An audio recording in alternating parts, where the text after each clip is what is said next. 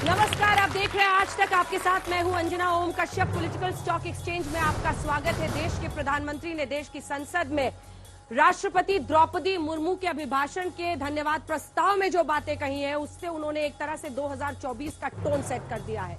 वहीं राहुल गांधी और तमाम विपक्ष के नेताओं ने सरकार को कटघरे में खड़ा कर दिया है। जो सबसे बड़ी उपलब्धि प्रधानमंत्री बता रहे हैं, उनका कहना है कि हम गरीब कल्याण योजनाओं के जरिए आम आदमी तक पहुंचे हैं।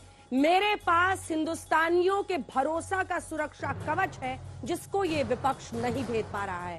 तो आइए आज मूड ऑफ द नेशन के जरिए हम अपने दर्शकों को बताएंगे कि जब हमने जनता से जाना कि अगर आज हो चुनाव तो उनकी क्या है राय, किसको वो बनाएंगे देश के प्रधानमंत्री और कौन से सरकारी कामकाज पर उनका टिक मार्क है और कहां पर है रॉन्ग, तो क्या कह रहे हैं वो आंकड़े वो हम आपको दिखाएंगे। उससे पहले तालियों के साथ आप सभी का स्वागत, क्योंकि यहाँ पर मौजूद युवा आज सवालों के साथ इस मंच पर मौजूद जो मेहमान है उनसे सवाल करेंगे। सैयद जफर इस्लाम साहब के लिए तालियों के साथ उनका स्वागत कीजिए। प्रवक्ता है भारतीय जनता पार्टी के। सुप्रिया श्रीनेत हमारे साथ प्रवक्ता कांग्रेस पार्टी की जुड़ रही है, तालियों के साथ उनका स्वागत कीजिए। हमारे साथ अनुराग भदौरिया जी प्रवक्ता समाजवादी पार्टी के जुड़ रहे हैं, तालियों के साथ स्वागत कीजिए।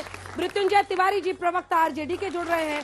डॉक्टर अजय आलोक हमारे साथ पॉलिटिकल एनालिस्ट के तौर पर चर्चा में शामिल रहेंगे।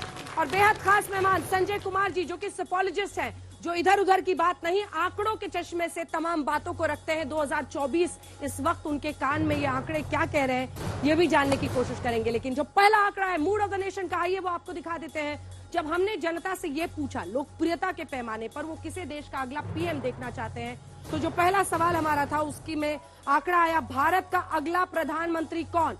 52% लोगों ने ये कहा कि वो नरेंद्र मोदी को अगला पीएम बनाना चाहते हैं। राहुल गांधी 14%, अरविंद केजरीवाल 5%, योगी आदित्यनाथ चौथे नंबर पर चॉइस में आए और वो 4% लोगों ने उनका नाम लिया। एनडीए सरकार के कामकाज पर जब हमने सवाल पूछा तो बहुत संतुष्ट कहने वाले 67% थे। 67% कह रहे थे हम बहुत संतुष्ट हैं। वहीं न संतुष्ट न ही असंतुष्ट वाले 11% लोग हैं, जिनको 24 के पहले पार्टियां टारगेट करेंगी, क्योंकि वो क्लियर राय नहीं बना रहे। लेकिन असंतुष्ट ये 18% वो लोग हैं जो सरकार के काम से खुश नहीं है। जो अगला हमने सवाल पूछा, एनडीए सरकार की सबसे बड़ी उपलब्धि आप क्या मानते हैं, तो 20% लोगों ने कहा कोविड-19 महामारी से निपटना हम सबसे बड़ी उपलब्धि मानते हैं।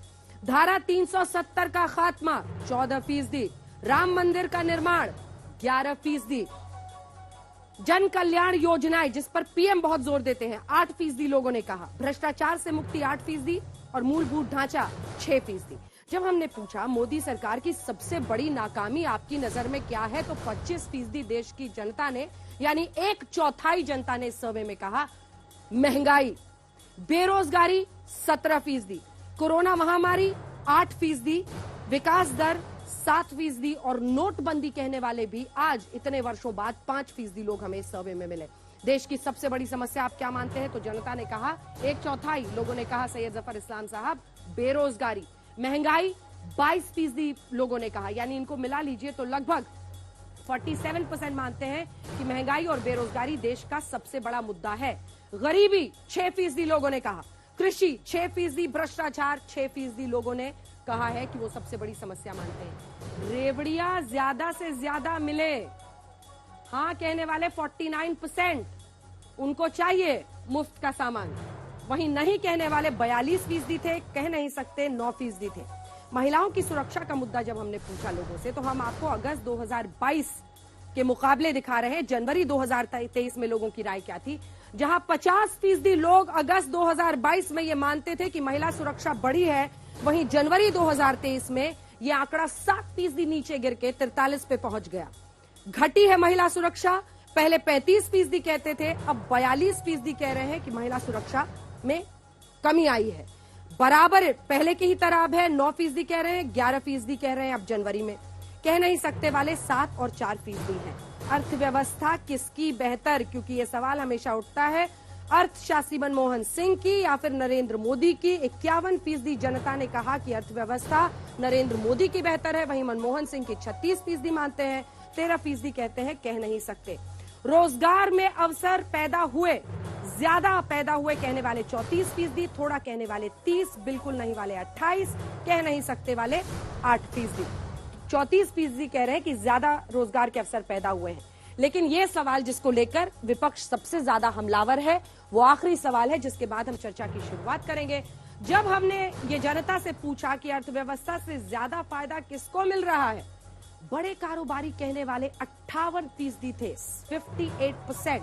छोटे कारोबारियों को 11%, नौकरी पेशा लोगों को 8% कह रहे थे। वहीं किसानों के लिए 8% लोगों ने वोट डाला। वहीं मजदूर को 6% कह रहे हैं, 3 अन्य कह नहीं सकते 6। तो सबसे पहले बावजूद इसके सैयद जफर इस्लाम साहब की 52% जनता आज भी खुलकर नरेंद्र मोदी और बहुत दूर नीचे 14 के साथ ही सिर्फ राहुल गांधी हैं। बेरोजगारी, महंगाई, बड़े कारोबारियों को फायदा, ये 3 ऐसे मुद्दे हैं जिस पर जनता की राय वही है जो विपक्ष आपको आईना दिखा रहा है। देखिए अंजना जी, जितने भी आंकड़े आपने दिखाए उसको अगर सही से आप एनालाइज करेंगे तो आपको एहसास होगा कि सब ने एक ही मुहर लगाई है कि सरकार के साथ खड़े हैं। हमारा भरोसा जो है आदरणीय प्रधानमंत्री जी पे है। हमने जो भी सरकार ने फैसले किए वो देश हित में और देशवासियों के हित में किया है, ये साफ दिखता है। जैसे आप देखिए, आप छोटे से आपने जिस पे ज्यादा चर्चा नहीं की, आपने बेरोजगारी के बारे में लिखा 6%, लोगों ने कहा सिर्फ कि जिससे चिंता उनकी 6% आपने बताया, जबकि आप देखिए पूरा 25 आपने 6% जो आपने बताया गरीबी के बारे में, गरीबी 6%। पहले जमाने में लोग यही बात करते थे, चर्चा करते थे, गरीबी गरीबी गरीबी हटाना है। आज गरीबी देश से हट रही है, ये सब लोग जानते हैं। इसलिए कि पर कैपिटा इनकम भी देखिए, आंकड़े आपके सामने हैं, जो है 77,000 से लेके 197 लाख हो गया है।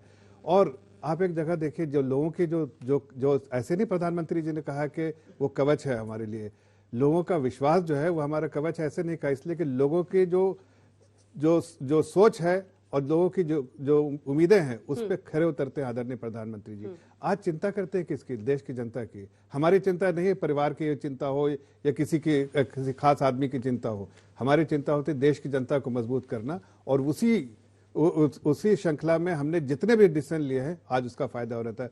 जब से आज से 8-9 साल पहले उठा के देख लीजिए, लोगों की क्या सोच थी। ना तो कभी किसी गरीब आदमी से बोलिए कोई बैंक अकाउंट है, नहीं, जनधन अकाउंट हमने खुलवाया, उसमें पैसे भी डलवाए, उसमें हमने बहुत सारे इंश्योरेंस भी का भी उसको फायदा दिलवाया। कभी किसी से पूछे कि भाई इलाज कहाँ कराना है, किसी को मालूम नहीं। आज आपके पास आयुष्मान भारत जैसा कार्ड है जो बेहतरीन इलाज करा सकते हैं। किसी को जरूरत है अगर छत की, तो छत देने का काम किया आदरणीय प्रधानमंत्री जी ने पीएम आवास योजना की तरफ। अगर बिजली नहीं तो घर घर तक बिजली पहुंचाने का काम हमने, जो इनका नारा था कांग्रेस का, बिजली सड़क पानी, आज देखिए सड़क, बिजली, पानी, ये सब का जो है नल से जल जो है देने का काम हम ही कर रहे हैं। तो जाहिर है एक तरफ चोटी पे लोकप्रियता है प्रधानमंत्री जी की, और एक जमीन पे है जो धरातल पे है वो राहुल गांधी जी है। उसके सुप्रिया जी, आजादी के इतने दशकों बाद भी हर घर जल पहुंचाने का काम पीएम कर रहे हैं, शौचालय की बात वो कर रहे हैं। सवाल ये है कि अगर महंगाई, बेरोजगारी और बड़े कारोबारियों को फायदा इतना बड़ा मुद्दा होने के बावजूद नरेंद्र मोदी की लोकप्रियता यहां है, तो कमी आप में है। क्योंकि 2 बार सत्ता में रहने के बाद जब हम चुनाव के मुहाने पे खड़े हैं, आज भी उनका भरोसा मोदी के साथ है। ये एक पिक्चर है, इसमें Dainik Jagran, Hindustan Times, Economic Times, Times of India, Amar Ujala, Navbharat, Indian Express, आज के अखबारों के अंक की पिक्चर है। और हर पिक्चर में मोदी जी प्रथम पृष्ठ पर, कवर पेज पर, जो कवर एड होता है जो सबसे महंगा होता है उस पर है। तो ये जो आप सर्वे बता रही है, ये इसका नतीजा है। जो 6500 करोड़ रुपए 2014 से 2022 पर विज्ञापनों पर खर्चा हुए, जिसके 3200 करोड़ प्रिंट के ऐसे एड पर और 3400 करोड़ रुपए टीवी के उन एड्स पर खर्चा हुए जिसमें दिन भर मोदी मोदी मोदी मोदी मोदी मोदी मोदी मोदी मोदी मोदी मोदी मोदी दिखता है। जो चरण वंदन होता है अधिकांश चैनलों पर, उसका यह सर्वे नतीजा है। सलमान खान का नाम तो आप सभी लोगों ने सुना होगा, काफी लोकप्रिय स्टार भी हैं। उनकी एक पिक्चर, मुझे पिक्चर नहीं याद है, लेकिन उसका डायलॉग है, जब मैं एक बार कमिटमेंट कर लेता हूं तो अपनी भी नहीं सुनता हूं। वांटेड का है शायद। ये प्रधानमंत्री मोदी जी की 2023 की पिक्चरें हैं, सारे अखबारों पर मैंने दिखाई। और ये 2013 में प्रधानमंत्री मोदी जब गुजरात के सीएम थे तो उन्होंने कहा था, instead of putting ads on papers, tell your government in Delhi to give the money to the farmers for crop insurance. ये प्रधानमंत्री मोदी जी का वक्तव्य था। एक बार उन्होंने कमिटमेंट कर दी अडानी जी को, तो वो फिर अपनी भी नहीं सुनते हैं। आपने अच्छा प्रश्न पूछा और उस प्रश्न का जवाब मैं बिल्कुल दूंगी। एक और तस्वीर दिखा दूं, तस्वीरें मुझे बड़ी पसंद है। ये मोदी जी की एक और तस्वीर है और मुझे नहीं लगता कि मौनी बाबा किसी भी तरह से अनपार्लियामेंट्री लैंग्वेज है। पता नहीं इसको आप पास से देख पा रहे नहीं कि जिप पर अडानी लिखा हुआ है। 2 घंटे 40 मिनट लोकसभा और राज्यसभा में प्रधानमंत्री जी बोले और प्रधानमंत्री जी के मुंह से 2 ही शब्द नहीं निकले और वो शब्द थे ADANI, अडानी, गौतम अडानी और जांच। 2 शब्द, जांच और अडानी नहीं निकला मुंह से। लोग अपना सिर दीवार पर फोड़ते रह गए। प्रधानमंत्री ने उसके अलावा सब कुछ बोला। अब मैं आपकी उस डायरेक्ट सवाल का जवाब दे देती हूं। मुझे लगता है इन विज्ञापनों ने जवाब ददे दिया कि क्यों लोगों को लगता है, लेकिन मुझे लगता है जो आपके आंकड़े हैं वो असलियत बयां कर रहे हैं दावों के आगे। आपका आंकड़ा क्या कहता है? 25%। 1/4 आपके लोग बेरोजगारी को और 1/4 आपके लोग महंगाई को समस्या मान रहे हैं। लेकिन अमृतकाल में तो ना गरीबी समस्या है, ना महंगाई समस्या है, ना बेरोजगारी समस्या है, ना आर्थिक असमानता समस्या है। छोटी सी बात बता देती हूं, आज हमारे यशस्वी प्रधानमंत्री मुंबई के दौरे पर हैं। 2 दिन मुंबई में रहेंगे। गरीबों की जो बस्ती है उसके सामने शहंशाह मोदी जी की आंखों में कहीं गरीब देख के चुभे नहीं, सफेद कपड़े लगा दिए गए कि आर पार दिखाई ना दे, गरीबों पर नजर ना पड़ जाए, मन ना खट्टा हो जाए। थोड़ी सी उन्होंने दरिया दिली दिखाई है क्योंकि गुजरात में तो उन्होंने दीवार चुनवा दी थी नमस्ते ट्रंप के टाइम पर गरीबों को छुपाने के लिए। असलियत छुपती नहीं है अंजना जी। मुगालते में वो लोग हैं जो कृषि पर, स्वास्थ्य पर, बेरोजगारी पर एक शब्द नहीं बोलते हैं बजट पे। वो आपको जनता दिखा रही है। ये आईना आप ना देखना चाहिए और आपको लगे कि मोदी जी बड़े पॉपुलर है, अच्छी बात है।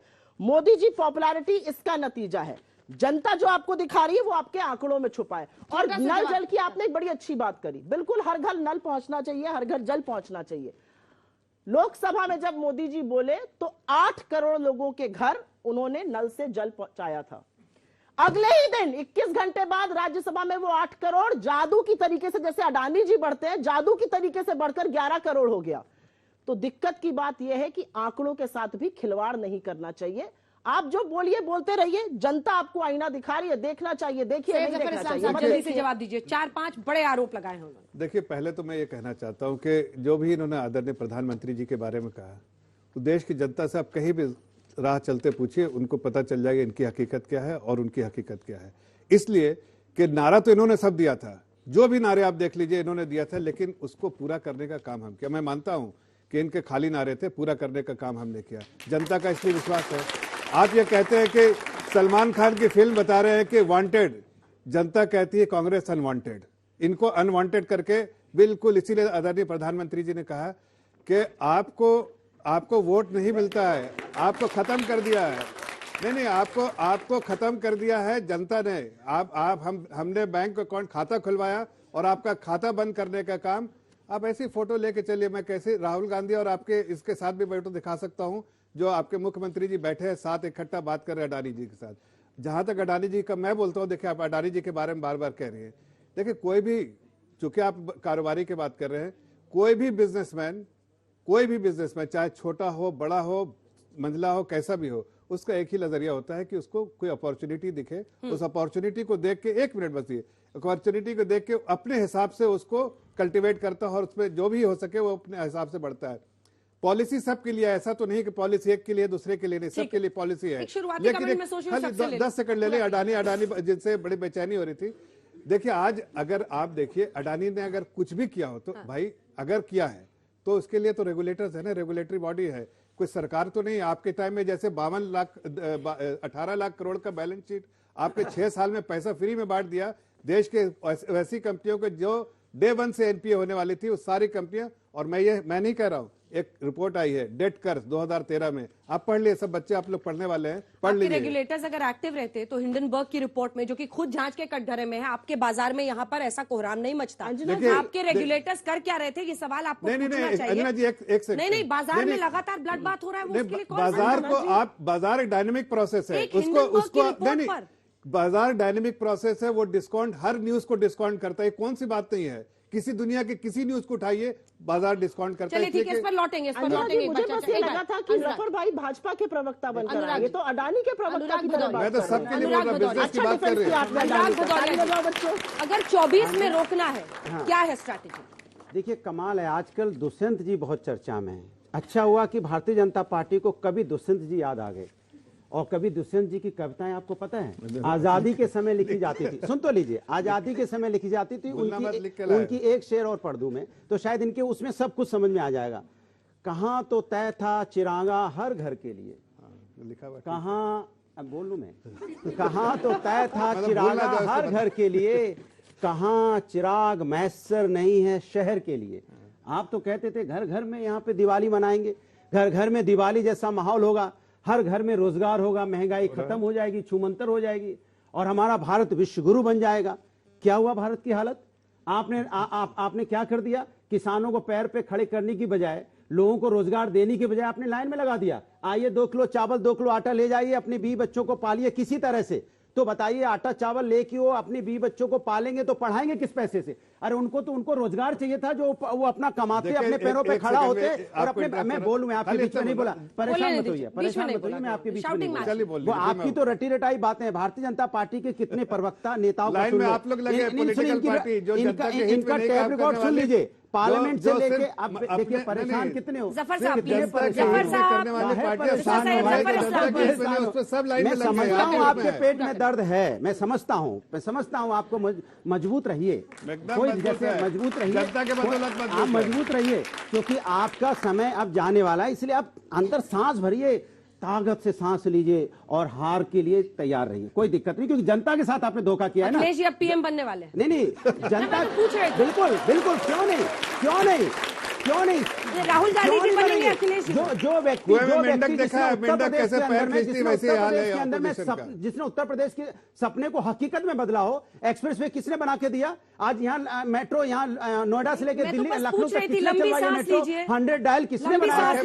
समस्या के लिए किसने 1090 बनाया? आप बताइए। बेरोजगारी क्या गलत कह रहे हैं वो? कमाल की बात कर रहे हैं। हम विकास की राजनीति करने वाले लोग हैं, ये नफरत की राजनीति करने वाले लोग हैं और झूठ बोलने वाले लोग हैं। हमेशा झूठ में करना चाहते हैं। सुनिए अंजना जी, एक बात और, मेरे बीच में टोकते रहिए। और ये वो लोग हैं जो सिर्फ आपको छलावा में, आपको झूठ में घेरे रहते हैं। इनसे बात करो 2023 की, 2022 की तो बात करेंगे, 1990 की, 1900 ये चले जाएंगे 1800 में। कमाल की बात करते हैं। आपसे बात हो रही 2022 की, 23 की, 14 के बाद से आपकी सरकार है। आप ले जाते 1990 में, हमें आप ले जाओगे वहां नेहरू युग में लेके चले जाओगे, आप 1947 में लेके जाओगे। अरे कमाल की बात करते हो। आज की बात नहीं होगी, युवा आज नौकरी मांग रहा है और आप बोलते हो 1990 में आपने नौकरी नहीं दी। अरे हम बात पोते की, लास्ट बात है, हम बात पोते की करते हैं, ये बात दादाजी की परदादादी करते हैं। सब दिक्कत ये है। अंजना जी देखिए, देश में नैरेटिव पे राजनीति चलती है। आप सब यहाँ स्टूडेंट्स बैठे हुए मीडिया के, तो नैरेटिव क्या जा रहा है देश में? विपक्ष एक लाइन से मोदी कोसो, मोदी कोसो, मोदी कोसो। मोदी जी क्या कर रहे हैं? विपक्ष को नहीं कोस रहे हैं, मोदी जी अपनी उपलब्धियां गिना रहे हैं। दोनों नैरेटिव में अंतर है, एक नेगेटिव नैरेटिव है और एक पॉजिटिव नैरेटिव है। और इसी के कारण, ये मोदी कोसने के कारण मुझे लगता है कि विपक्ष को नुकसान हो रहा है।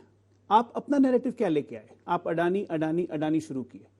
क्या कांग्रेस पार्टी ने इस देश में उद्योगों को प्रोत्साहित नहीं किया है? अंबानी किसके राज में बने? लाइसेंस राज किसने खत्म किया, किसने रखा? मैं ये क्यों नहीं कहूं कि इस देश के इंडस्ट्रियल क्लाइमेट के लिए अडानी एक सक्सेस स्टोरी है। अगर इस हर देश के हर प्रदेश में अगर एक अडानी आ गया तो देश की इकोनॉमिक तकदीर नहीं बदलेगी। आप ये सोचिए कि ये लोग कह रहे हैं कि 134 बिलियन डॉलर्स लॉस हो गया अडानी का। LIC SBI की बात आई, LIC SBI सामने आके बोले कि हमारा कोई लॉस नहीं है, हम आज भी प्रॉफिट में। फिर क्या दिक्कत है? नहीं, अडानी 134 कैसे कमा गया? लूज कर गया वो 100 बिलियन, निवेशकों के पैसे डूब गए। अडानी ने तो 25% गेन कर लिया। ये भी लोग देख रहे हैं जो स्टॉक मार्केट देखते हैं। इस देश का 2% पॉपुलेशन भी स्टॉक मार्केट ट्रेडिंग नहीं करता है। हम कहां किस डिस्कोर्स को ले जा रहे हैं? आज हम अपने हाथ से एक ऐसी पार्टी जो 50 साल सत्ता में रही, एक ऐसी पार्टी चिल्ला रही है इंडस्ट्रीज के खिलाफ जहां पे एक अनइंडस्ट्रियल कॉर्पोरेशन का माहौल बन रहा है। उस पर कहते हैं कि हम अडानी के खिलाफ नहीं है। आप अडानी के नाम पे मोदी जी पे निशाना साध रहे हैं कि मोदी जी ने अडानी को बढ़ाया। अरे तो उस हिसाब से तो बिरला, जमुनालाल बजाज, टाटा, अंबानी, ये सब तो आपके राज में आए। कहीं ना कहीं देश में इनका योगदान है। तो नेगेटिव नैरेटिव के जगह अगर हम पॉजिटिव नैरेटिव की बात करें कि 2024 में पॉजिटिव नैरेटिव क्या है, वो तो किसी भी पक्ष में नहीं दिखता है ना। पॉजिटिव नैरेटिव हर घर में अडानी ये देखिए, ये देखिए, ये पॉजिटिव नहीं, हर गांव में आप इसी तरह सहारा को आपको रोका है। सहारा पे क्या हुआ था? सहारा पे क्या हुआ था? एक मिनट, सहारा पे क्या हुआ था? अनिल अंबानी को राज्यसभा किसने भेजा था? गलत किया था क्या? नहीं तो क्या हुआ? पूछिए। अरे मैं पूछ रहा हूँ, इस हर घर हर में पैदा मौजूदा हो ना, एक मिनट, हर गांव में पैदा हर- हो, हर शहर में पैदा हर हो, इंडस्ट्रियल- हर घर संपन्न हो, उसमें हर दिक्कत क्या एक है? मिनट, हर इंडस्ट्रियल दिक्कत क्या घराना, है? एक मिनट सुनिए तो सही, हर इंडस्ट्रियल घराना उस वक्त की राजनीतिक जो फिर भी आप दादाजी सत्ता में चले होते हैं, गए। दादाजी की नहीं अरे बात मैं कर रहा। बात कर रहा हूँ इनकी नौकरी की अरे भैया, बात कर रहा हूँ। इनकी आज नौकरी तो चले मिली, गए, इनकी नौकरी के लिए आज आप यही तो बेरोजगार क्यों हो दिक्कत रहे है। हैं? इनकी समस्या नौकरी यही तो है मिलेगी बीजेपी के साथ, क्यों आज भैया, में बीजेपी की जीना नहीं बातें आप- चाहती है, आप आज नेशनल- के लोगों की बात करना नहीं चाहती, आप ये नेशनल समस्या है। नैरेटिव चलिए क्यों नहीं करते? मृत्युंजय जी, पीएम कहते हैं कि जितना कीचड़ उछालोगे उतना ही कमल खिलेगा। क्या इससे और फायदा होता है उन्हें? राफेल 2019 में चौकीदार को लेकर बहुत सारे मुहावरे गढ़े गए, लेकिन नतीजा क्या हुआ? स्पष्ट और प्रचंड जनादेश। देखिए अंजना जी, आदरणीय प्रधानमंत्री जी कहते हैं जितना कीचड़ उछालोगे उतना कमल खिलेगा। ज्यादा कीचड़ हो जाने से दलदल भी हो जाता है। इसी दलदल में ये जनता को, देश की जनता को फंसाना चाहते हैं। गुलाल उड़ाने वाले, सत्ता के मत वाले, इन्होंने तो बनकर ये रह गए सिर्फ अडानी के रखवाले, और बनते थे चौकीदार अपने को कहने वाले। ये तो जनता सब देख रही है अंजना जी। लोकतंत्र और संविधान जिसकी लड़ाई हम लोग लड़ रहे हैं, ठीक है आप 52% नहीं 100% दे दीजिए, वो दिन भी देखा है देश की जनता ने, आपने देखा है। आपसे बड़ा गवाह कौन होगा? 2004 का अटल जी का साइनिंग इंडिया भी सबने देखा था। कोई नहीं जानता था कि सोनिया गांधी के नेतृत्व में कांग्रेस सत्ता में आ जाएगी। ये वही जनता जनार्दन है जो सत्ता देती है, अर्श पर पहुंचाती है तो फर्श पर भी पहुंचा देती है। सत्ता का अहंकार जब बोलने लगता है और सत्ता जब मतवाला हो जाता है, लोहिया जी ने कहा था जब विपक्ष की आवाज को आप अनसुनी कर देंगे, विपक्ष आवाज सदन में मौन हो जाएगा तो संसद आवारा हो जाएगा। आज वही दिख रहा है। हम जवाब पूछ रहे हैं, विपक्ष पूछ रहा है, संवैधानिक अधिकार है विपक्ष का कि आप अडानी पर बोलिए। राहुल गांधी जी और सारे विपक्षी दलों के नेताओं ने सवाल पूछे, लेकिन 2.5 घंटे के भाषण में सिर्फ विपक्ष को गाली दे देना, अगर एक माननीय प्रधानमंत्री आदरणीय नरेंद्र मोदी जी आपका ये काम रह गया है तो बहुत मुबारक हो आपको। आप चौकीदार बनकर आए थे, कहकर आए थे जनता से वादा करके अच्छे दिन लाएंगे, लेकिन आज देश की जनता, ये नौजवान देख रहा है कि आप सिर्फ अपनी उपलब्धि 5 किलो अनाज का और घर घर सिलेंडर का बता करके जो असली सवाल है उससे मुंह फेर ले रहे हैं। इसलिए ये सवाल बनता है अंजना जी, और ये जो 52% उनकी उपलब्धि आप बता रहे हैं, 65% सारे नाकामी, चाहे महंगाई हो, बेरोजगारी हो, सारे डाटा आंकड़ा आपके स्क्रीन पर है। 65% सरकार के खिलाफ है। नेतृत्व कौन कर रहे हैं? आदरणीय प्रधानमंत्री जी कहते हैं एक अकेला सब पर भारी। तो एक अकेला 306 सांसदों का कोई महत्व नहीं है, जितने जनता ने वोट दिया उसका कोई महत्व नहीं है। आदरणीय प्रधानमंत्री जी फिल्मी डायलॉग से लोकतंत्र संविधान सदन नहीं चलता है, सदन चलता है देश के गरीबों के, नौजवानों के, किसानों के आशाओं उम्मीदों से। जिस किसानों ने, नौजवानों ने आपको वोट दिए थे, वो सवाल पूछ रहा है और आप कह रहे हैं एक अकेला सब पर भारी। ठीक है तिवारी जी जवाब देंगे, जफर साहब जवाब देंगे, लेकिन संजय जी से मुझे कमेंट ले लेने दीजिए। संजय जी, अब ये तमाम जो बातें थी, भाषणबाजी थी, सबकी अपनी अपनी पॉलिटिकल लाइन थी, लेकिन ये नंबर्स क्या कह रहे हैं? इस पर आपसे पहले भी चर्चा हुई है। 24 पर ये क्या इशारा कर रहे हैं? और पीएम कहते हैं कि उनकी आलोचना, उन्होंने कहा कि कंस्ट्रक्टिव नहीं कंपल्सिव आलोचना होती है और उससे मुझे फायदा होता है। अंजना जी, आप कह रहे हैं ये आंकड़ों से 24 का क्या इशारा मिलता है? ये आंकड़े 24 के बारे में नहीं बता रहे हैं, ये आंकड़े आज की स्थिति बता रहे हैं। 23 इससे हम प्रोजेक्शन जरूर कह सकते हैं। इनको देखते हुए हमें 24 के बारे में हम क्या अनुमान लगाते हैं? स्पष्ट है, जनता के बीच में चिंताएं हैं और स्पष्ट आंकड़े बड़े स्पष्ट बता रहे हैं चिंताएं किन बातों को लेके है। चिंताएं हैं गरीबी को लेके, बेरोजगारी, प्राइस राइज। ऐसी चिंताएं जनता ने पहले भी दिखाई जब यूपी के चुनाव हो रहे थे, गोवा के चुनाव थे, पंजाब और कई और राज्यों के चुनाव थे। उन चुनाव में भी जब हम सर्वेक्षण करते थे और कई लोग स्टडीज करते रहे हैं, और हमने देखा उन चुनाव में भी जनता की बड़ी चिंता थी और बड़ी संख्या में जनता कहते थे कि प्राइस राइज है, महंगाई बहुत है, बेरोजगारी बहुत है। लेकिन उन चुनाव के नतीजे हमारे सामने हैं, उसके बारे में कोई फोरकास्ट करने की जरूरत नहीं। हमें पता है यूपी में कितनी बड़ी जीत हुई, गोवा में जीत हुई, तमाम राज्यों में जीत हुई। इसकी वजह क्या थी? ये मुद्दे विपक्षी पार्टियां इन मुद्दों को जनता के बीच में ले जाने में नाकामयाब रहती हैं। विपक्ष कोशिश करती है, लेकिन बीजेपी, खासकर प्रधानमंत्री मोदी, एक बड़े नैरेटिव लेके आते हैं और मुझे लगता है 2023 के जो चुनाव हैं विधानसभा के और जो 2024 के चुनाव होंगे, ये सब स्थितियां हैं और हो सकता है स्थिति आगे आने वाले समय में खराब भी हो, बेरोजगारी और बढ़े, महंगाई और बढ़े। लेकिन मुझे लगता है 2024 के चुनाव में एक बड़े नैरेटिव का सहारा बीजेपी लेगी। अब मैं सहारा इसी के लिए कह रहा हूं क्योंकि ये हकीकत है। आप जब जनता से पूछते हैं, कई राज्यों में, सब राज्य, किसी भी राज्य में आप जाएं तो जनता में इस बात की बेचैनी है कि महंगाई बहुत है, लेकिन जो दूसरा ऑल्टरनेटिव नैरेटिव है और वो है क्या, वो है नेशनल प्राइड का। और ये G20 समिट जिस तरह से चीजें हो रही हैं, सितंबर में समिट होगी, ये सब एक नेशनल प्राइड की ओर इशारा करेगा कि देश कितना दुनिया में, हिंदुस्तान का नाम कितना ऊंचा हो रहा है। राम मंदिर का निर्माण होगा, उसकी घोषणा कर दी गई है। उससे भी एक नेशनलिज्म, उसके इर्द गिर्द नेशनलिज्म की भावना के इर्द गिर्द चुनाव लड़ा जाएगा। तो मुझे लगता है ये मुद्दे रहेंगे। विपक्षी पार्टियां जब तक इन मुद्दों को जमीन पर भुनाने में या जनता पर को भरोसा दिलाने में कामयाब नहीं होगी, मुझे नहीं लगता 2023 या 2024 के चुनाव में बीजेपी को कोई कड़ी चुनौती देने की स्थिति में ये मुझे दिखाई पड़ता है। दो प्रश्न आपसे हैं जो कि फॉलो अप प्रश्न है।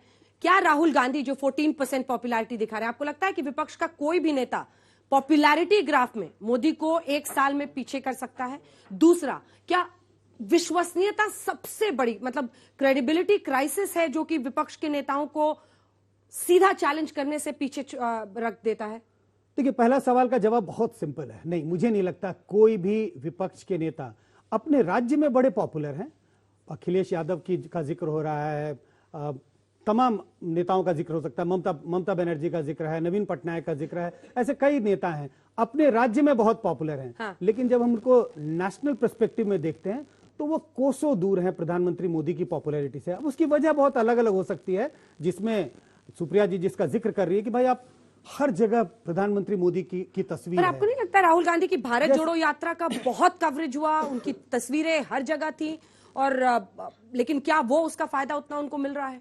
अब ये जैसे हम आंकड़ों की बात करते हैं और बहुत कवरेज, बड़ा वेग सा टर्म है, बहुत कवरेज कितना, क्या दूसरे नेताओं की तुलना में मुझे नहीं लगता है कि उतना कवरेज हुआ या उतना फोकस हुआ जितना शायद होना चाहिए था। क्योंकि राहुल गांधी बार बार कहते थे कि इसका कोई संबंध इलेक्टोरल पॉलिटिक्स से नहीं है, लेकिन मीडिया ने किसने फोकस नहीं किया? वही मैं कह रहा हूँ। सुप्रिया जी, आपने मेरे साथ कितने डिबेट्स किए हैं भारत जोड़ो पे? लेकिन अधिकांश मीडिया ने नहीं किया। हाँ, मैंने किए हैं ना, कम से कम अगर मुझे याद है तो 15-20 डिबेट्स तो मैंने किए हैं भारत जोड़ो पे। मैं आपको बिल्कुल इसमें रिफ्यूट नहीं कर रही हूँ, आपने हो सकता है किए हो और आपने उसकी कंट्रोवर्सी पर और भी ज्यादा किए होंगे, लेकिन अधिकांश मीडिया ने हमारी यात्रा को ब्लैकआउट किया था। इसको कहने में मुझे जरा ठीक है, चलिए आगे कुछ सवाल ले लेते हैं बच्चों के, उसके बाद जवाब दीजिएगा। सर, आपसे जैसा मैम ने पूछा कि महंगाई और सुरक्षा अभी काफी बड़ा मुद्दा है, बेरोजगारी, तो आपने भी वही किया जो अब तक बीजेपी करती आई है। जब उस पर कोई सवाल उठता है तो उससे पल्ला झाड़ लेती है और फिर अपनी वो जो उपलब्धियां हैं कि हाँ अकाउंट हमने खुलवाए, हमने मतलब राशन बांटे, तो आप वो गिनवाने के बजाय जो सवाल आपसे पूछा गया आप उसका जवाब क्यों नहीं देते? ठीक, जवाब मैं बिल्कुल उसी का जवाब दे रहा था।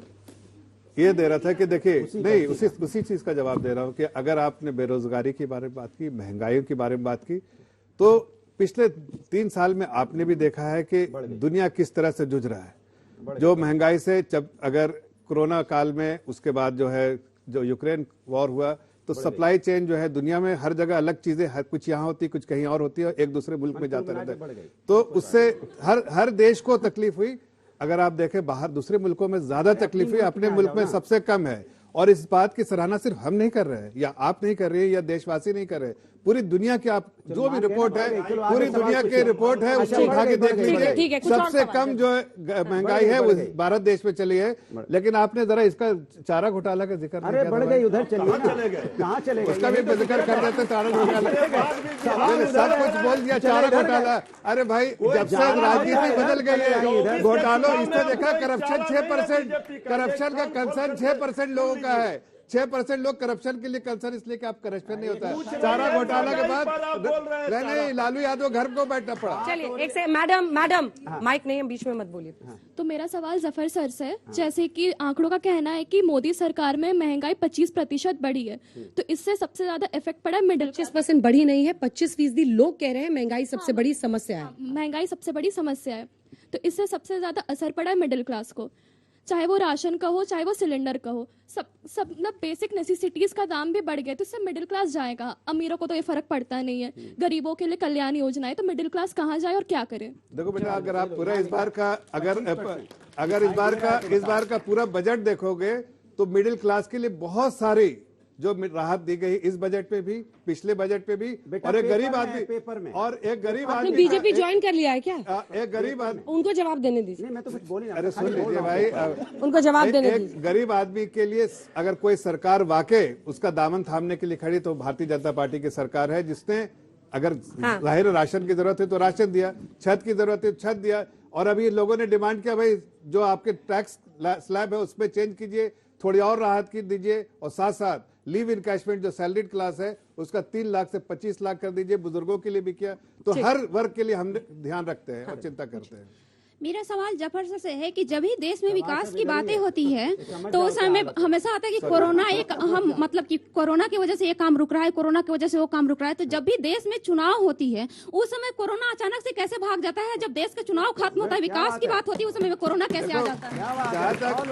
जहाँ तक इलेक्शन का सवाल है और डेट्स का सवाल है, उसमें ना तो ये पॉलिटिकल पार्टी जो लाइन से खड़ी हो गई है वो पॉलिटिकल पार्टी जिम्मेदार है, ना तो भारतीय जनता पार्टी। इसके लिए इलेक्शन कमीशन डिसाइड करता है, उसमें हम लोग का कोई हस्तक्षेप नहीं जी होता। सर, मेरा नाम प्रत्यूष है, मैं जामिया मिलिया इस्लामिया से ऐड कर दूं, इनका कोई हाथ नहीं होता। महंगाई भी बढ़ती है तो वो व्यापारी बढ़ाते हैं, अच्छा, चुनाव इलेक्शन कमीशन करवाता है। सवाल पूछ ले सर। नहीं, मेरी बात सुनिए। और बेरोजगारी क्या है? माने कमाल है, सरकार का कहीं कोई हाथ ही नहीं है। सबको लाइन में खड़ा कर दिया। महंगाई में भी सरकार का हाथ नहीं, बेरोजगारी में भी नहीं, परिवार के लिए काम करती थी, उनको लाइन में खड़ा कर दिया है। सर आप एक चीज देखिए, यहाँ पे जल्दी से सवाल पूछे जी, अलग अलग दल के लोग बैठे हैं, मगर सवाल सिर्फ और सिर्फ आपसे ही पूछा जा रहा है। मुझे दुष्यंत आपने जिक्र किया, मुझे फिर से याद आते हैं कि अपने रहनुमाओं की अदा पे फिदा है ये दुनिया, इस भटकती हुई दुनिया को संभालो यारो। ये तो उनसे कहो। डेटा आज तक ने दिखाया 26% लोग जो महंगाई से त्रस्त हैं, या फिर और भी लोग जो बेरोजगारी से, घुमा फिरा के वो डेटा 47-48% मैम ने ऐड किया। सर आधी आबादी इस बात से प्रभावित है, लेकिन आधी से ज्यादा आबादी इस बात में भी खुश है कि वो 100 का पेट्रोल भराएंगे मगर मोदी जी को लाएंगे। सर बात यहाँ पे ये है ना, जिस तरीके का टॉक्सिक रिलेशनशिप होता है कि बहुत त्रस्त चल रहे हैं लोग, लेकिन फिर भी चलो ना निभा लेंगे। आपको नहीं लगता है सर कि ये चीज जो इतना सब एक सेकंड, अब इसमें गलती किसकी है? रोमांस करने वाले की है क्या? जिससे रोमांस हो रहा है उसकी गलती है? किसकी गलती है? It's not about fault. बहुत दूर से आए भैया। चलो चलो अगला सवाल पूछते हैं। छोटे छोटे सवाल प्लीज। छोटे। मेरा सवाल जफर सर से है। जैसा कि मैम ने बताया कि एडवर्टीजमेंट्स में, मोदी जी के एडवर्टीजमेंट्स में बहुत पैसे खर्च कर रहे हैं, तो वो रोजगार बढ़ाने में क्यों नहीं यूज कर रहे हैं? आप हमेशा आधे अधूरे तस्वीरों के साथ क्यों आते हैं? अभी आप मोदी और अडानी को दिखा रहे थे, आप अडानी और रॉबर्ट वाड्रा की कब दिखाएंगे, अडानी और मनमोहन सिंह की कब दिखाएंगे, और अडानी और गहलोत जी की कब दिखाएंगे, और अडानी और भूपेश बघेल जी की तस्वीर के साथ आप क्यों नहीं आए आज? सारी तस्वीरें मैं ही दिखा दूंगी तो ये क्या दिखाएंगे? पहली बात। अब मेरी बात सुनो, सवाल किया, सवाल का जवाब भी सुनो। तुमको डांट रही है, सवाल का जवाब। कांग्रेस का यही है, आप जरा तीखे सवाल पूछ दो। जफर भाई, मैं आपके बीच में नहीं बोली थी, मैं एक्सपेक्ट करती हूँ आप वो डेकोरम मेंटेन करेंगे। ये तस्वीर मैं क्यों दिखा रही हूँ? क्योंकि ये देश के प्रधानमंत्री हैं। रॉबर्ट वाड्रा जी इस देश के प्रधानमंत्री हैं। और एक मिनट बीच में मत बोलिए, मैं आपसे एक सवाल पूछती हूँ। यहाँ पर बड़ी बरगलाने वाली एक बात कही गई, मतलब वो सुन के मुझे लगा कि किस तरह का नैरेटिव मोड़ने की कोशिश हो रही है। टाटा बिरला से कंपैरिजन होने लगा। आप किसी बिजनेस हाउस से अडानी को कंपेयर कर सकते हैं? वाजपेयी जी की भी सरकार रही है, कांग्रेस की भी सरकारें रही हैं। किसी कंपनी के ऊपर नॉर्वे के फंड ने बेच दिया, डाउ जोन्स और एसएनपी ने कहा इनकी ट्रेडिंग यहां नहीं हो सकती। अरे अडानी के क्रेडेंशियल्स इतने खराब है तो क्यों गहलोत से इन्वेस्टमेंट करा रहे हैं? समूह ऐसा, एक बताती हूँ क्यों कराया। एक समूह ऐसा है जिसके ऊपर यूके के रेगुलेटर ने शुरू कर दिया है तफ्तीश, इलारा के साथ। एक समूह ऐसा है जिसके लिए Credit Suisse, city group, standard chartered कह रहा है हम इनके बॉन्ड्स नहीं लेंगे। एक समूह ऐसा है जिसको ग्लोबल इंडेक्स से निकाला जा रहा है। एक समूह ऐसा है जिसमें डोमेस्टिक म्यूचुअल फंड इन्वेस्ट नहीं करते हैं, लेकिन एलआईसी 30 करोड़ लोगों की पॉलिसी का पैसा लगा रहा है, एसबीआई 45 करोड़ लोगों के जो अकाउंट होल्डर है उनका पैसा लगा रहा है, 6 लाख करोड़ इस स्टॉक मार्केट में नष्ट हो रहे हैं। और वो कौन है? रिटेल इन्वेस्टर के हो रहे हैं, और उस पर सवाल नहीं पूछा जाएगा। और क्यों सवाल पूछा जाना चाहिए? अडानी मोनोपोली डिफेंस में है, अडानी मोनोपोली पोर्ट्स में है, एयरपोर्ट्स में है, फूड एंड एग्रीकल्चर में है, रिन्यूएबल एनर्जी में है, सीमेंट में है, और उनके ऊपर चार्ज क्या है कि वो शेल कंपनीज के थ्रू पैसों की राउंड ट्रिपिंग करते हैं। इस सरकार को क्या ये जानना भी जरूरी नहीं समझ रहे कि किसका संदिग्ध पैसा, किसका बेनामी पैसा इस देश में आ रहा है। एक चीनी जो कंपनी है उनका और विनोद अडानी जो गौतम अडानी के भाई हैं और बाहर रहते हैं, उनका एड्रेस सेम है, वहां से पैसा राउंड ट्रिप हो रहा है। क्या कभी टाटा बिरला या किसी ग्रुप के खिलाफ ऐसे चार्जेस लगे थे? अडानी के क्रेडेंशियल्स अगर इतने खराब थे तो भूपेश बघेल साहब उनको इतना रॉयल ट्रीटमेंट देके निवेश क्यों करा रहे हैं? क्यों जमीन दे रहे हैं राजस्थान में? जमीन दे रहे हैं ना राजस्थान में। You are wrong there, I will tell you.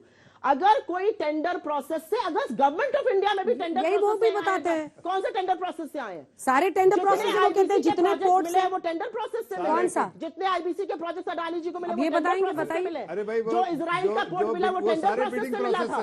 जो उनको एमआरओ और एक मिनट स्मॉल आर्म्स का कॉन्ट्रैक्ट मिल गया वो टेंडर से मिला था। हमने 3 सवाल पूछे, 3 सवाल के जवाब में 2 घंटे का लच्छेदारी। एक सवाल लेते हैं, आप जवाब दीजिएगा। अंजना जी, हमारा एक सवाल था, कितनी यात्राओं पर मोदी जी के साथ अडानी जी गए, कितनी यात्राओं में उन्होंने वहां पर उनको ज्वाइन किया, और कितनी ऐसी यात्रा थी जैसे बांग्लादेश, श्रीलंका, इजराइल, तमामों जहां से जब मोदी जी जैसे ही वापस आते हैं अडानी जी को कॉन्ट्रैक्ट मिल जाता है। ये रिश्ता क्या कहलाता है, ये हम जानना चाहते हैं। मैम, मेरा नाम नसीमुद्दीन है और मेरा सवाल सैयद जफर इस्लाम साहब से है कि अभी बजट 2023 आया है, उसमें यह है कि जो गरीबों को मुफ्त राशन मिल रहा था वो बंद नहीं होगा, 80 करोड़ लोगों को अभी मुफ्त राशन दिया जाएगा। तो मेरा सवाल है कि गरीबी आप कहाँ खत्म करें, किस तरह से खत्म करें कि अभी भी 80 करोड़ लोगों को राशन देने की जरूरत है? देश को इस कगार पर ले आए। मेरा नाम दीक्षा मिश्रा है। सर, मेरा सवाल आपसे है कि आपने कहा गरीबी खत्म हो चुका है, हिंदुस्तान गरीब मुक्त हो चुका है, तो सर MBA करने वाले चाय क्यों बेच रहे हैं और PhD करने वाले रिक्शा क्यों चला रहे हैं? जवाब नहीं है। मेरा सुप्रिया जी से सवाल है, सुप्रिया जी से ये सवाल है कि 2019 के इलेक्शन के टाइम भी बाहरी देश से जो पेगासस को लेकर सवाल हुआ, उसके बाद फिर हिंडनबर्ग आ गया, वो भी बाहरी एक कंपनी है जो इस तरीके के नैरेटिव फैला रहा है भारत का। तो ये बाहरी जो देश के लोग मतलब कंपनियां होती हैं वो उन पर क्यों भरोसा करती है विपक्ष? इतना ज्यादा SBI और RBI इन पर क्यों भरोसा नहीं करती? विदेशी रिपोर्ट्स पर क्यों विपक्ष अपना? आखिरी सवाल। मैम, इन्होंने जनता को छलने की बात कही, तो क्या मैम जनता इतनी बेवकूफ कि 2014, 2019 और यूपी में, अनुराग सर से मैं पूछना चाहूंगा कि 2022 में भी जनता चली गई और सारी अपोजिशन पार्टियां इतनी स्ट्रांग और जनता चली जाती है? ठीक है, जवाब दीजिए अनुराग। देखिए सवाल, जैसे अभी एक मेरे साथी आए थे, एक मेरा छोटा भाई आया था, वो दुष्यंत का शेर पड़ गया था, रहनुमाओं की अदाओं पे फिदा है दुनिया। इन रहनुमाओं को कोई तो बचाओ यारो। उसने सही बोला था, ये जो रहनुमा है जो हमें झूठे सपने देते हैं, इनकी अदाएं हैं, इस अदाओं से सपना देते हैं जैसे हमें सच महसूस होने लगता है, ये सब सच होने वाला है, सब सच होगा। ऐसे लगता है कि हमारे घर में पता नहीं कल से सारी खुशियां आ जाएंगी, और ये खुशियों का जो ये आप दिखाई रही है, ये अपना होमवर्क कीजिए आप। मैं बात तो कर लूं अपनी बात। उन्होंने मुझे दिया तो मैं तो देखा भी नहीं है, मैं तो इतना विश्वास करता हूँ। बोलने दो ना, यूपी में दोनों डूब गए थे। बोलने दो। तो सवाल उठता है कि ये वो लोग हैं, जैसे आप दूसरा सवाल उसने पूछा कि हमारी अपनी एजेंसीज पे भरोसा क्यों नहीं? बिल्कुल पूरा भरोसा है। तो मैं कहता हूं अपनी एजेंसी के माध्यम से हिंडनबर्ग पे इंक्वायरी करवा लो। क्यों हमारे देश के ऊपर इतना आरोप क्यों लगा रहा है वो? कि उसकी हिम्मत कैसी होगी हिंदुस्तान के किसी व्यापारी पे? अगर वो गलत है तो आरोप क्यों लगा रहा है? इस पे भी इंक्वायरी कम से कम करवा लो ना। मैं फिर कह रहा हूं कि देश में अपेक्षाएं बढ़ गई पिछले 10 साल से। बिल्कुल ये अपेक्षा के कारण ही है कि लोग चाहते हैं कि जो वर्तमान सरकार है मोदी जी के नेतृत्व में वो अपेक्षा पूरी करे। इस देश में, अंजना जी आप बताइए, 1951 से चुनाव हो रहे हैं, कब इस देश में बेरोजगारी और महंगाई का मुद्दा नहीं रहा? हमेशा रहा, लेकिन लोगों ने विश्वास जताया अलग अलग नेतृत्व पे कि ये हमें आगे निकालेंगे। ऐसा नहीं कि कांग्रेस से कुछ नहीं किया। अरे हरित क्रांति लाई, इतने इतने इंडस्ट्रीज लगाए, सब कुछ किया, एक पॉजिटिव फ्रेम ऑफ माइंड से चली थी।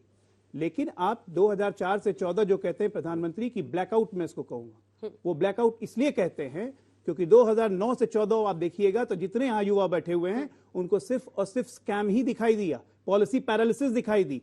क्या भारत को इस कंडीशन में आना चाहिए कि हमें कोई निर्णय लेना है, उसके लिए सोचने में हम 6 महीने लगा दें? एक ही करके मृत्युंजय जी, और आप आरजेडी की बात होती है तो लोग चारा घोटाला याद कर देते। नहीं, कोई चारा बीजेपी के पास नहीं बचा अब, इसलिए वो फिर चारा घोटाला बिहार से तो सत्ता से बाहर हम लोगों ने कर ही दिया है। नहीं, रेलवे देश की जनता, देखिए आदरणीय प्रधानमंत्री जी बराबर कहते हैं 140 करोड़ 140 करोड़ जनता सब देख रही है, जो पब्लिक है ये सब जानती है। हाँ। आदरणीय प्रधानमंत्री जी के जुमलेबाजी का अंत 2024 में तय है अंजना जी, और इस जनता पर हम लोगों को भी भरोसा और विश्वास है। आदरणीय प्रधानमंत्री जी चाहे जितना मजाक उड़ा ले विपक्ष का, जनता का, लेकिन 2024 में इसका बदला जनता सूद ब्याज के साथ लेगी। संजय जी, देखिए अंजना जी, अगर आज की स्थिति देखें, विपक्ष में जिस तरह की एकजुटता का अभाव है, अगर बीजेपी को अगर आपको 2024 में चैलेंज देना है, हराने की बात मैं नहीं कह रहा, मैं कह रहा हूं अगर आप रियली कोई चैलेंज देना है तो विपक्षी एकता की जरूरत होगी। अलग अलग राज्यों में विपक्षी पार्टियों को एकजुट होना होगा। भले ही हम इस तरह के नैरेटिव करते हैं कि 37% वोट बीजेपी के पास है और बाकी 63% वोट बटे हुए हैं, एकजुट होने की जरूरत है। क्या वो एकजुटता दिखाई पड़ती है? कोई ऐसे संकेत मिलते हैं? मुझे नहीं लगता कि अगर कुछ पार्टियों को देखें, कुछ पार्टियों को देखें तो एक पार्टी के नेता दूसरे पार्टी के नेता को बिल्कुल एक्सेप्ट करने की स्थिति में नहीं है, और ऐसी स्थिति में मुझे नहीं लगता कि 2024 में कोई बड़ी चुनौती बीजेपी के सामने आने वाली है। नीतीश कुमार, ममता बनर्जी, केसीआर का ओपनली राहुल गांधी के साथ नहीं जाने की बात, क्या ये विपक्षी एकता आएगी? क्योंकि अल्टीमेटली तो इलेक्शन में जीतना है, तो उसके लिए 1 घंटा 25 मिनट प्रधानमंत्री जी राज्यसभा में बोल रहे थे। 1 मिनट ऐसा नहीं था जब ये स्लोगन राज्यसभा में आपको सुनाई नहीं दे रहे थे। मोदी अडानी भाई भाई, LIC पर कुछ तो बोलो, मोनी बाबा मौन तोड़ो, अडानी घोटाले की जांच कराओ, जेपीसी लाओ। और ये संयुक्त विपक्ष कर रहा था। एक ये भी नैरेटिव बनाया जाता है कि विपक्ष संयुक्त नहीं। और 1 मिनट अंजना जी, सब कुछ कहने के बाद आपका एक आंकड़ा बड़ा जरूरी था। यहां पर अडानी की चर्चा हो गई, टाटा बिरला को भी खींच लाए ये लोग। 58% लोग आपके सर्वे में कह रहे हैं कि अर्थव्यवस्था का फायदा बड़े कारोबारियों को हो रहा है। ये वो लोग हैं जो समझते हैं कि 11,665 लघु मध्यम उद्योग पर ताला लगाने का काम मोदी सरकार ने किया 1 साल में। दरअसल में भारतीय जनता पार्टी को तो चिंता है नहीं, क्योंकि इनको तो विटामिन ए मिल रही है। अब इनके पास विटामिन ए है, अब आप समझ गए विटामिन ए क्या, इसीलिए ताकत देखिए इनकी। हम बोलते हैं तो बीच में टोक पड़ते हैं। अब सवाल यह है कि जब भी इनसे बात करोगे कि भाई देश की जो मौजूदा हालत है उस पर आप चर्चा करो, नहीं करेंगे। आप देखो उस पर चर्चा ही नहीं करेंगे। भाई आपने सुना इनकी बातें अभी भी ये 2014 के पहले के युग में जी रहे हैं। अभी भी जो लड़का 10 साल का बच्चा था वो 18 साल का हो गया, जो 12 साल का 20 साल का हो गया, जो 15 साल का उस समय था वो आज 25 साल का हो गया, आपसे रोजगार मांग रहा है, आप उसको ले जाते हो बेटे। आप तो 80 साल कहते हैं आज की स्थिति के बारे में बात नहीं करते। मैं अगर अपोजिशन की बात कर रहे थे तो अपोजिशन पे शेरो शायरी कर रहे हैं तो नहीं सुनिए, 1 मिनट बीच में मत बोलिए। अनुराग जी, टाइम कम है सर, कंक्लूडिंग रिमार्क जल्दी से। नहीं दुष्यंत जी, आपको गलत नजर आने नहीं, बिल्कुल सही, अच्छा नहीं, अच्छे शेर है, लेकिन अपोजिशन के बारे में कहा जाए इतने हिस्से में बढ़ गया है अपोजिशन के हिस्से में कुछ बचा ही नहीं। तो यही है। आज देखिए, आज हालात ऐसे हैं कि आप देखिए ये आप देखिए ये यूपी में गए थे दोनों साथ लोग। हम तो डूबेंगे सनम, तुम्हें डूबेंगे। अरे जनता तो हमारे साथ है, जनता हमें मालूम है, आपको लाइन में खड़ा कर दिया। जनता हमारे साथ है, जनता के लिए हम कमिटेड है, जनता के लिए काम कर रहे हैं। लेकिन आपने पारिवारिक पार्टियां जो है, तालियों के साथ आप सभी का बहुत बहुत धन्यवाद।